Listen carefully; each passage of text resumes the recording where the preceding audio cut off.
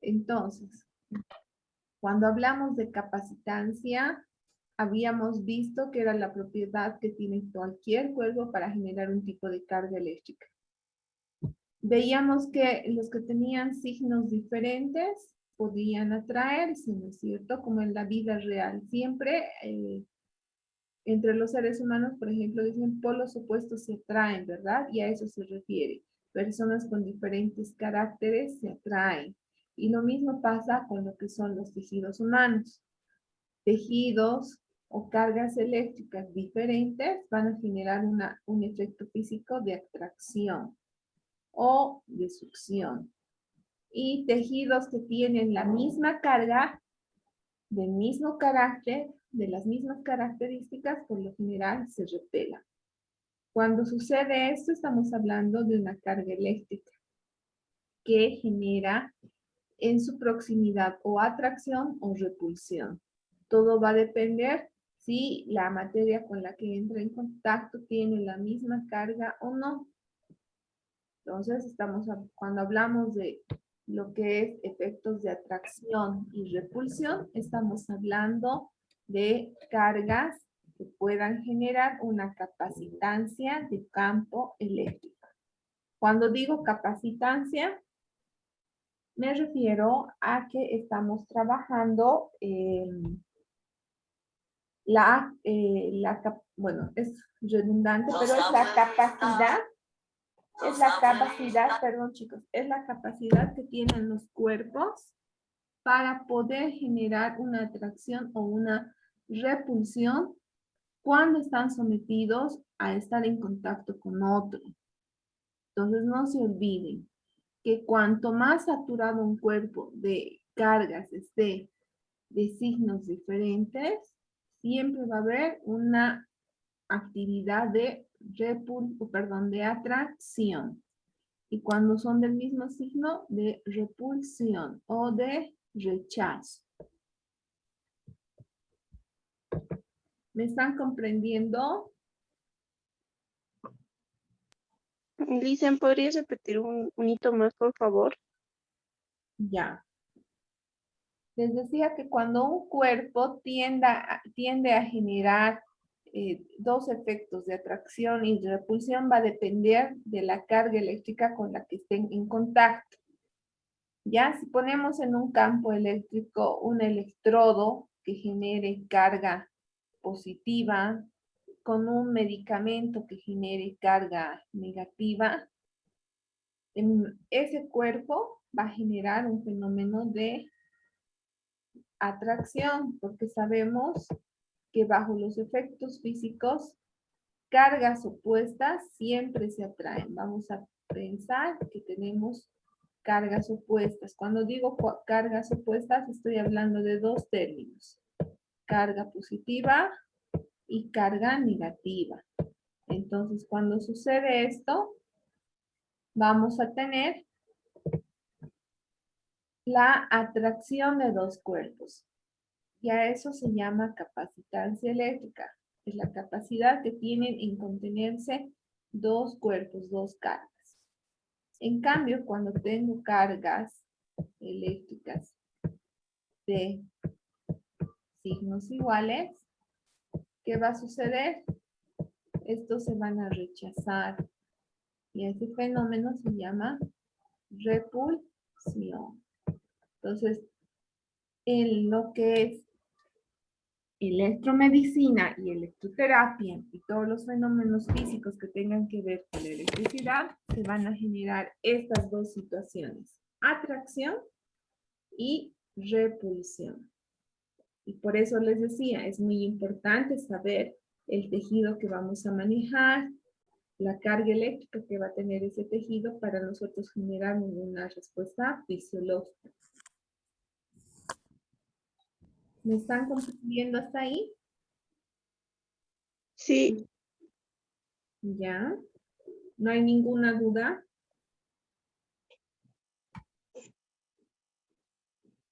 ¿Todo está claro para que pueda avanzar? Sí.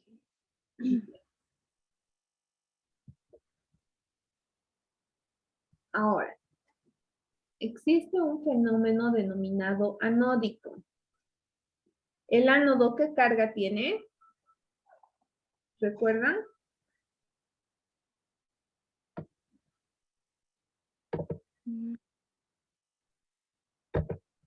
¿Qué carga tiene el ánodo? Hemos avanzado en la anterior semana, en la clase pasada. ¿Qué carga tiene un ánodo? ¿Qué carga tiene el cátodo?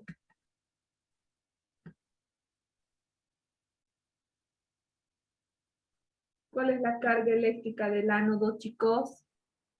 El ánodo es positivo y el cátodo es negativo. No te escucho bien. El ánodo es positivo y el cátodo es negativo. Ya, está bien. Entonces, cuando hablamos de un efecto anódico, chicos, significa que vamos a tener respuestas fisiológicas por debajo del electrodo de carga positiva, denominado ánodo. Entonces, cuando nosotros aplicamos un impulso eléctrico a un tejido con un electrodo de carga positiva, nosotros vamos a generar cambios sobre la materia aplicada y en las proximidades de donde se ha aplicado el electrodo. Por lo general, cuando hablamos de un efecto anódico, ¿qué significaba? ¿Qué iba a pasar con el metabolismo, chicos?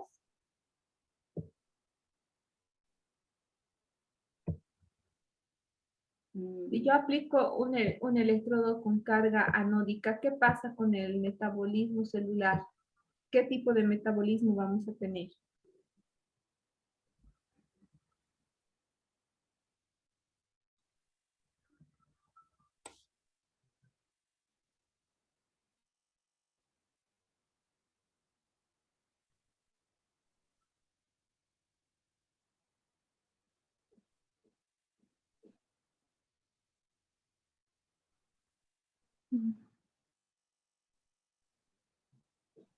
¿Qué tipo de impulso vamos a tener si aplico un electrodo de carga positiva?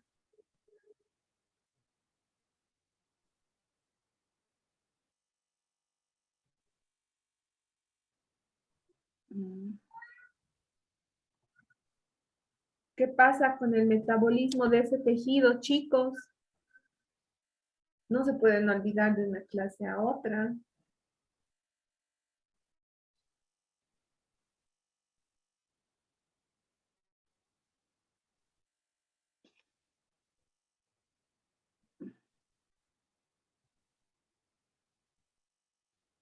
¿Qué pasa con los tejidos?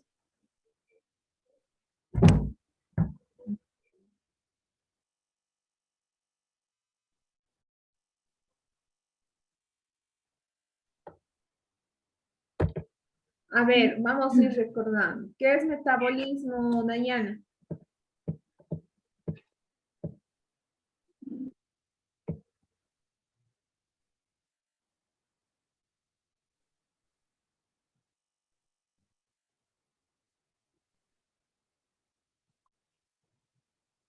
¿Qué es anabolismo, Rudy?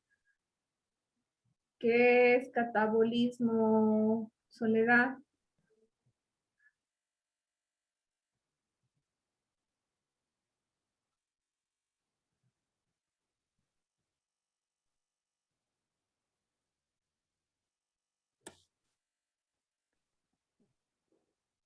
Chicos, no se pueden olvidar de una clase a otra y tenían tarea. Voy a acabar de explicarles esto y van a defender su tarea aumentando un esquema de lo que vamos a avanzar ahora. No puede ser. ¿Qué es metabolismo, Dayana? Más que todos los cambios químicos y biológicos eh, que podemos producir en el organismo. De ahí deriva lo que es el anabolismo y el catabolismo. Ya. ¿Qué El es? anabolismo sería la degeneración y el catabolismo es más que todo la degradación y la destrucción de microbacterias y bacterias. Entonces, cuando digo un efecto anabólico, Un efecto anódico. ¿Qué va a suceder cuando aplico mi electrodo de carga positiva? Regenerar los tejidos. Exacto, siempre va a haber una regeneración de tejidos.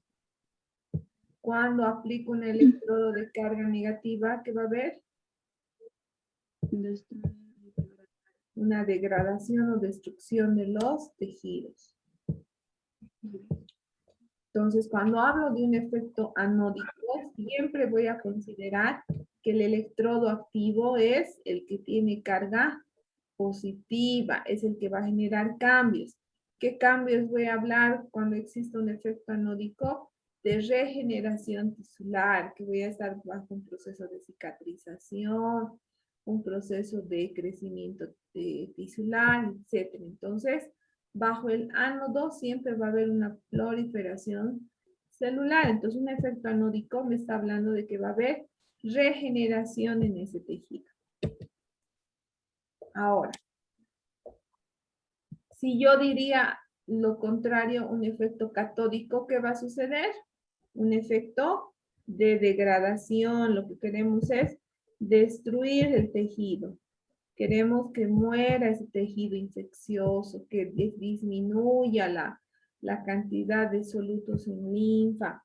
Entonces, cuando yo quiero generar esto, estoy haciendo una destrucción del tejido. Para eso me sirve. Ahora, estos dos procesos, efecto anódico o efecto catódico, se van a dar gracias a la conductividad. ¿Qué es la conductividad? Es la facilidad con la que un tejido o una materia pueda recibir el impulso eléctrico, que quiere decir que la electricidad va a circular por ella con facilidad gracias a los electrones que tienen esos tejidos. Cuando hablamos de conductividad, hablamos de facilitar el paso de la corriente eléctrica. En cambio, cuando hablamos de resistencia, sucede todo lo contrario, ¿no? La resistencia bloquea el paso de la corriente eléctrica. En cambio, conductividad facilita el paso de la corriente eléctrica. Por lo general, la conductividad se mide en ohmios sobre metros lineales y dependiendo del área sobre metros cuadrados. Entonces no nos olvidemos de ese término.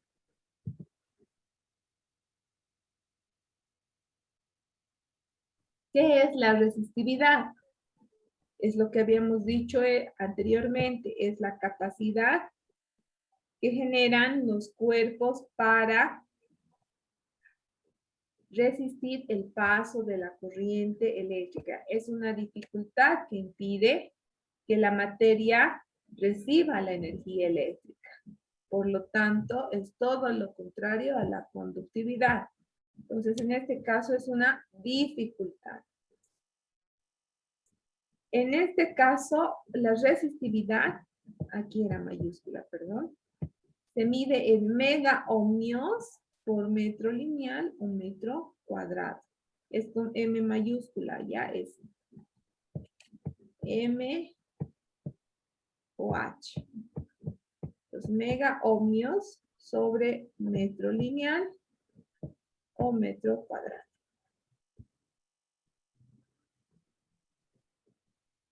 Ahora, la resistividad tiene que estar relacionado también con los elementos conductores, ¿no? Hace rato habíamos visto, o la anterior clase habíamos visto tejidos altamente conductores, medianamente conductores, poco o nada conductores.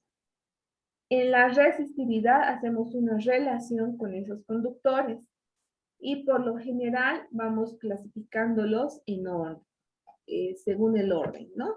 Conductores de primer orden son aquellos que dan paso excelente a la conductividad eléctrica. ¿Qué quiere decir? Que sobre estas materias el flujo de la corriente es totalmente alto. Admiten la intensidad alta sin generar calor ni producir alteraciones físicas o químicas en la sustancia donde se es aplicada. Pregunto, ¿Cuáles son los conductores de primer orden si hablamos de tejidos vivos del ser humano?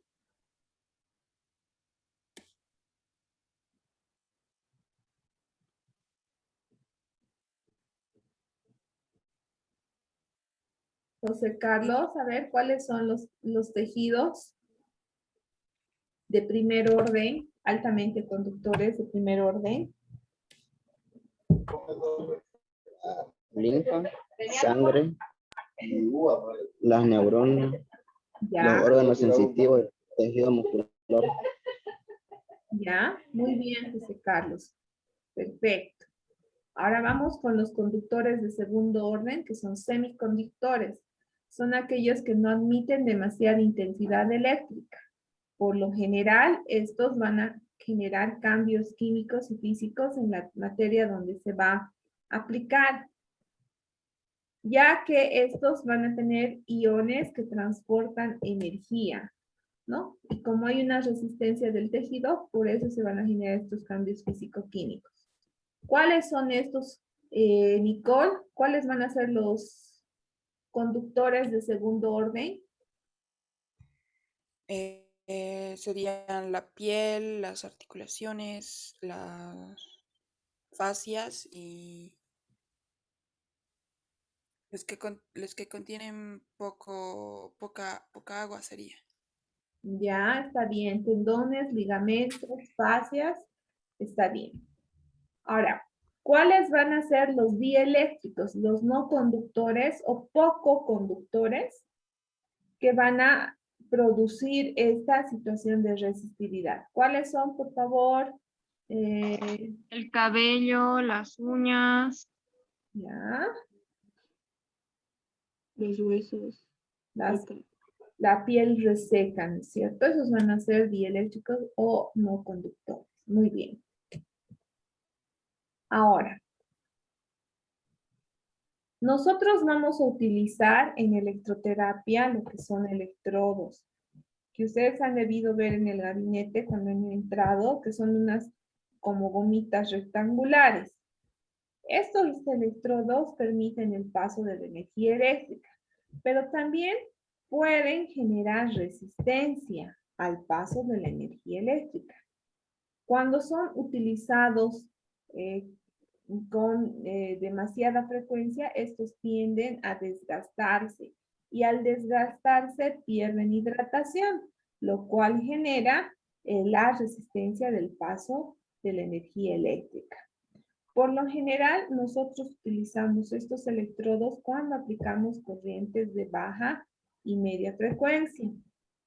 Ahora, para que la energía fluya en este electrodo y pase al tejido humano, tienen que tener las siguientes características. Deben estar realizados de una materia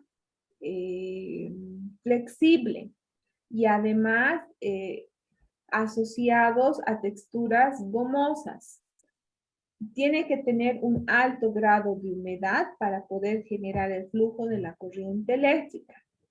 Cuando este está adherido a la piel, tiene que estar en contacto total de la piel y generar una presión sobre la misma. Además de eso, es importante considerar que el tamaño del electrodo va a importar a la hora de aplicar. Mientras más grande sea el electrodo, menor concentración de energía eléctrica hay. La concentración de energía es muy baja. Mientras más pequeño es el electrodo, mayor concentración de energía. Ahora, hay que tener cuidado con estos dos aspectos. Si yo tengo un electrodo pequeño y sé que concentra más energía, debo trabajar con intensidades más bajas porque si no puedo quemar o lesionar la piel de un paciente. Mientras más grande sea el área, mientras más grande sea el área del electrodo, menor concentración de energía. Eso quiere decir que puedo aumentar la intensidad, pero ¿qué es lo dificultoso también de trabajar con un electrodo grande? Que al concentrar menos energía en su área, también va a haber menos respuesta o efecto fisiológico sobre el tejido. Entonces, no irme a los dos extremos cuando tengo que aplicar tratamientos, ni usar muy pequeños porque puedo generar quemaduras, ni muy grandes porque puedo dispersar la energía, ¿no? Entonces más adelante vamos a ir viendo los tipos de electrodos, ¿no? Pero esa es una idea muy importante de por qué los electrodos generan resistencia. Ahora, cuando hablamos de el ciclo, cuando nosotros dosificamos, cuando les dan un medicamento, ¿cómo les dosifican? Les dicen, por ejemplo, tomar el paracetamol 3 veces al día, 25 miligramos después de cada alimento, ¿no es cierto? Cuando nosotros dosificamos electroterapia, hacemos una dosificación parecida. Y cuando empezamos a dosificar, aparece el término de ciclo. Cuando hablamos de ciclo, chicos, hablamos de la cadencia completa de una onda. La corriente eléctrica sale en formas de onda, ¿ya? Formas circulares, que se llaman sinusoidales, formas cuadrangulares, etc. Entonces, cuando sale una corriente eléctrica, estamos hablando de una onda. Ahora, en un ciclo, nosotros consideramos qué espacio ocupa cada onda que sale de la corriente eléctrica. Se denomina cadencia completa de una onda cuando se considera la pausa que existe entre ellas. ¿Eso qué quiere decir? El ciclo comienza cuando la onda sale, miren, le estoy pintando acá, sale la onda, hasta que termina la onda. Y obviamente se considera la pausa que sale después de esta onda hasta iniciarse otra nueva onda. Entonces, un ciclo es la onda completa más su intervalo de pausa. No se olviden. Y acá estoy explicándoles en la imagen. Ciclo, onda, desde el momento que inicia hasta su primer intervalo de pausa. Una vez que aparece otra onda, ya comienza un nuevo ciclo.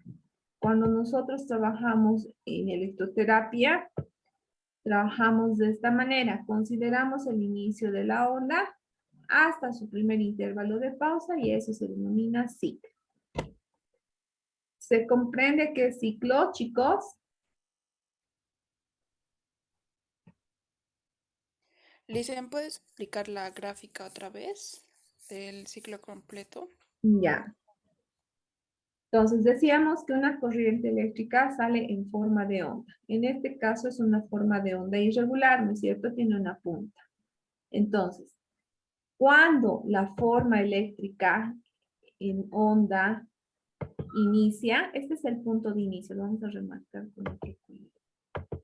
Cuando la forma de onda inicia, que es este punto, y se va demarcando, marca toda su forma de onda. Termina, hasta ahí termina, todo lo que está marcado en amarillo. Y a partir de esa onda se genera un intervalo de pausa, que es lo que estoy pintando en verde. A eso se denomina ciclo. A la forma de onda completa y su primer intervalo de pausa. Cuando empieza a aparecer otra onda, nuevamente se inicia la onda, ese ya va a iniciar otro ciclo. Entonces un ciclo completo es cuando inicia la forma de onda con su intervalo de pausa. ¿Hasta ahí me están comprendiendo? Sí, Licen. Sí, Licen. Ya, continuamos. El periodo. Ahora sí vamos a ir intercalando más términos. Es el tiempo que dura cada cadencia o ciclo completo. Entonces, habíamos visto aquí que el ciclo es la forma de onda más su intervalo de pausa. Ahora, ¿qué es el periodo? Es el tiempo, chicos. No se olviden, un periodo es el tiempo que dura una cadencia o ciclo. Entonces, voy a ver esto. Mi periodo va a representar todo lo que dura mi forma de onda. En este caso es una corriente en ráfagas, y su intervalo de pausa, que sería esta otra línea aquí abajo. Entonces, el periodo hace referencia a todo el tiempo que dura un ciclo. Y en este caso, mi periodo siempre va a durar aproximadamente un segundo. ¿Ya? Entonces, en un segundo, estamos encontrando que se han generado 8 ciclos. Miren, aquí tengo una forma de onda más su intervalo de pausa. Forma de onda más intervalo de pausa. Aquí ya estamos con el número 2. Vamos con el número 3. Forma de onda, intervalo de pausa.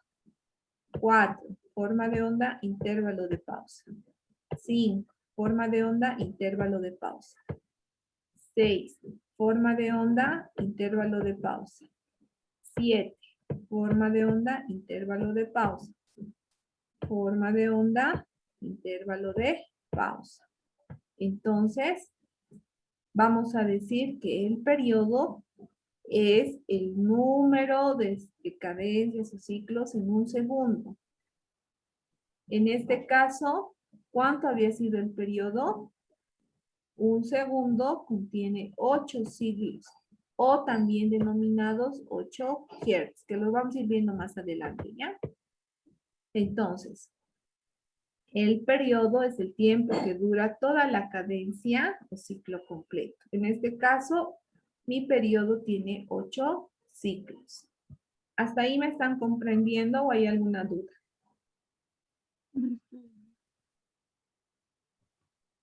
¿Están, no? Comprendiendo. Dice, dijo que un segundo contiene 8 ciclos. En este caso, en este tipo de corriente, tiene 8 ciclos. En otras corrientes puede tener 4 ciclos, 7 ciclos. Esto es para darles un ejemplo nada más. El periodo, chicas, siempre se va a considerar el número de ciclos en un segundo. Ya es el número de ciclos que se van a dar en un segundo. Un periodo siempre se mide en segundos. Entonces, en este ejemplo les estoy poniendo que en un segundo, en un tiempo, porque aquí dice es el tiempo, en un tiempo de un segundo se han generado 8 ciclos completos. Ahora sí se está comprendiendo. Sí, Liz, gracias. Ya. Ahora la frecuencia, chicas. No, chicos. La frecuencia es el número de veces que se repite una cadencia en un segundo. La frecuencia siempre también se ve en segundos, en un tiempo de segundos. Entonces, la frecuencia es el número de veces que se repite una cadencia en un segundo. Eso aquí. Y la frecuencia, chicos, esto es un término muy importante. Se mide en hercios, que es Hz, ¿no? Hercios, y su acrónimo es HZ minúscula. Entonces, si hablamos de frecuencia, en un segundo es el número de ciclos. ¿Cuántos ciclos ven en la imagen? 8. 8. Entonces tenemos un ciclo, 2 ciclos, 3 ciclos, 4, 5, 6, 7 y 8. Entonces, la frecuencia nos determina cuántos ciclos salen en un determinado tiempo, que en este caso es siempre un segundo. ¿Hasta ahí alguna duda?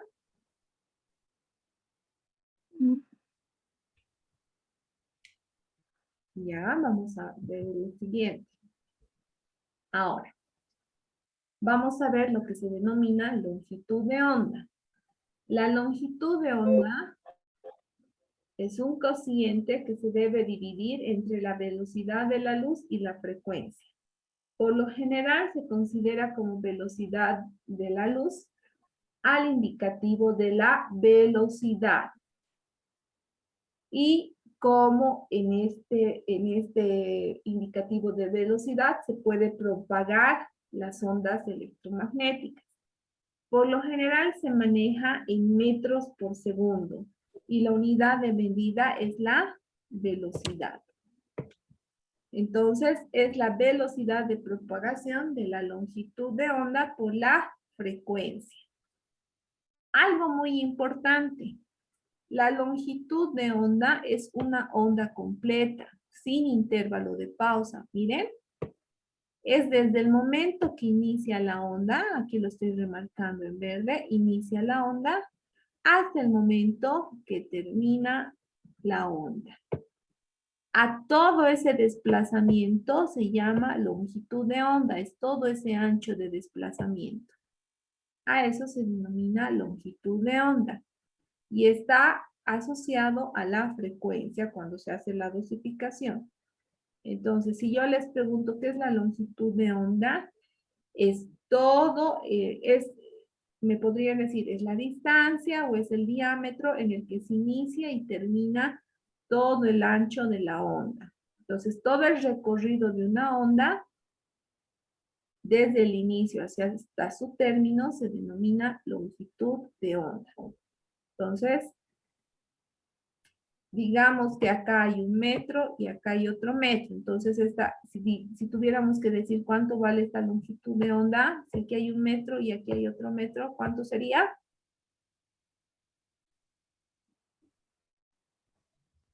¿Cuánto duraría esta longitud de onda? Tengo aquí 1 metro y aquí arriba otro metro. ¿Cuánto sería?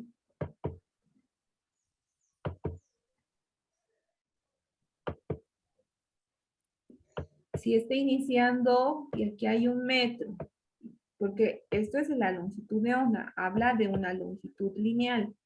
Y aquí hay otro metro, ¿cuántos metros estamos recorriendo? ¿Cuántos metros está recogiendo mi longitud de onda? 2 metros, Liz. 2 metros, nada más. Entonces, la longitud de onda es esa longitud o esa distancia desde que inicia la onda hasta que termina. A todo esto se denomina longitud de onda. ¿Alguna duda hasta ahí? No. Todo claro, ¿no? Bien. Hasta aquí, chicos. Después les voy a dar como 15 minutos para que terminen de presentarme su esquema. Voy a revisar su esquema con todos los términos que hemos avanzado hasta aquí. Y voy a ir revisando uno a uno para ver que han comprendido todos los conceptos. Tienen 15 minutos para acabar de elaborar sus esquemas y nos vemos, porque ya va a cortarse esto en 1 minuto. Estamos a 1 minuto de 16 segundos de que se corte. Entonces quiero ver todo el avance que hemos tenido hasta esta parte para luego avanzar en la segunda parte de lo que es terminología en electromedicina. ¿Ya? ¿Alguna duda, alguna pregunta?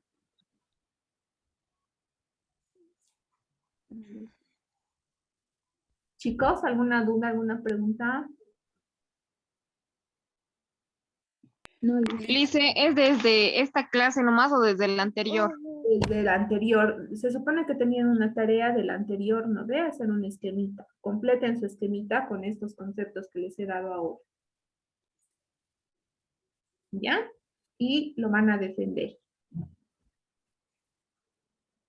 Ahora sí. Lice, pero la anterior clase era hacer mapa mental. Claro, a su mapa mental que tenían que hacer con dibujitos, completen los términos que hemos llevado hasta ahora. ¿Ahora sí? Ah, Sí, ¿Está Lice. bien? Ya. Sí. Entonces nos vemos en 15 minutitos, es 9:15, 9:15.